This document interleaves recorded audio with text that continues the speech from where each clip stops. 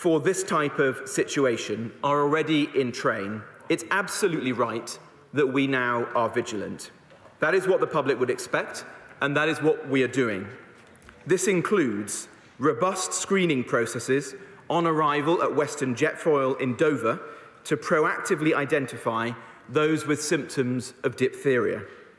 Round-the-clock health facilities at Manston, including emergency department consultants and paramedics, guidance in multiple languages on spotting the symptoms of diphtheria, an enhanced diphtheria vaccination programme offering to all those arriving at Manston.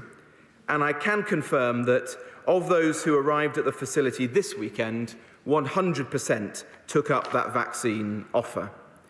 Testing for those presenting themselves with symptoms and for close contacts of those cases. Those testing positive are being isolated in a designated place. Today we're going above and beyond the UK HSA baseline by instituting new guidance on the transportation and accommodation of individuals displaying diphtheria symptoms. So from today, no one presenting with symptoms will progress into the asylum accommodation system.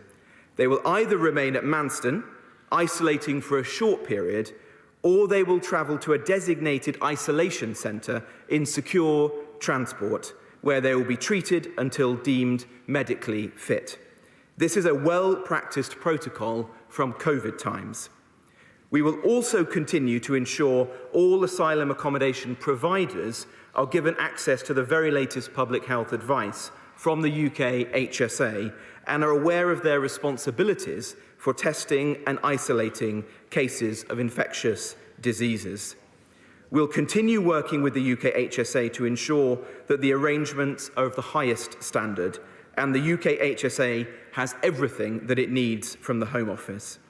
We're engaging with French counterparts to assess the state of infectious diseases in the camps in northern France.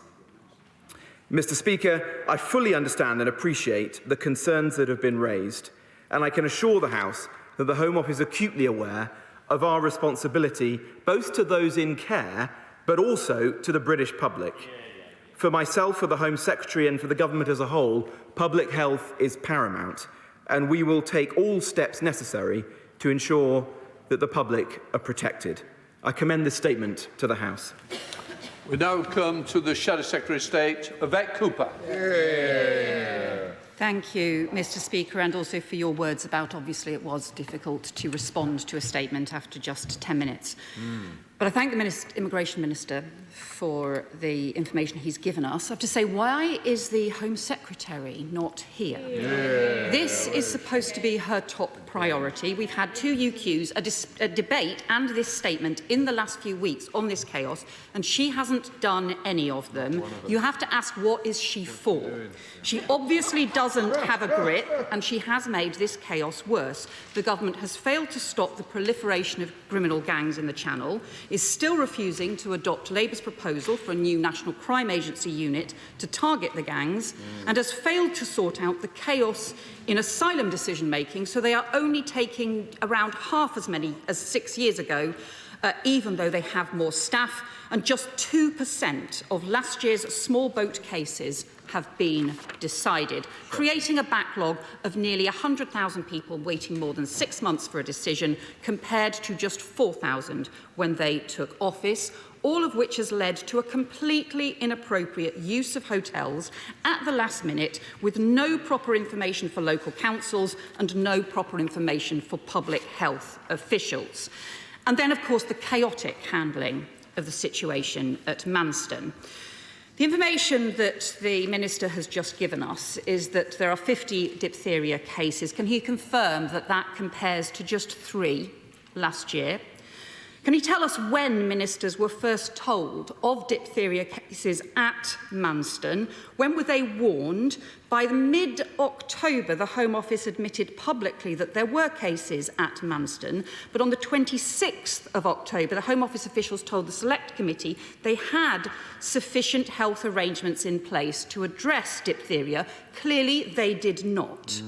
The government still kept thousands of people in overcrowded conditions, described by one person as being huddled around fan heaters, thousands of people in overcrowded conditions trying to stay warm. Clearly, these are conditions which make it easy for infectious diseases to spread. The processes that he has just described now clearly are important, but why on earth were they not put in place many weeks ago? It took until the 11th of November, after thousands of people had been held there for weeks, in Manston for weeks, for screening and vaccinations on diphtheria to be recommended for everyone passing through Manston. What on earth were they doing in the meantime? Because even then, on that very same day, the Home Office was moving people who'd been in Manston into hotels across the country without even telling councils or public health officials, and including in one case, specifically telling the council these were not transfers from Manston, even though they were. Others where councils were told nothing at all, and no information for public health officials about whether people needed further diphtheria screening and vaccinations, including leaving people to seek treatment for themselves for diphtheria symptoms at local A&E departments. The Health Secretary has said that 500 people have now been screened and vaccinated. What about the other several thousand people who have been in Manston, wherever they now are in the country? Have they been screened or vaccinated for diphtheria as well? If not, why on earth not? Because that was the public health recommendation nearly 3 weeks ago, and that was already late. Have all those with possible symptoms now been given precautionary antibiotics? Again, if not, why not? We're told diphtheria is an easy infection to treat and to vaccinate against, which is why we have a universal vaccination policy in the UK. But that needs proper information for health officials to be able to use, and it needs the Home Office to get a grip. Clearly, the government has ignored health advice, and it's also ignored legal advice. The Business Secretary said publicly that when he was Home Office Minister, he was advised he had to act as he was breaking the law. The Permanent Secretary has said now the Home Secretary was given the same legal advice. So why didn't she act, either on the legal advice or on the health advice? I'm sure the Immigration Minister is working really hard to try and sort this out. The problem is that everyone else is struggling to clear up the Home Secretary's chaos, and she isn't even here. It is chaotic. This issue is too important not to have a grip in place, and if the Home Secretary is too frit to attend this House and take responsibility for her decisions, she should get out the way and let someone else do the job.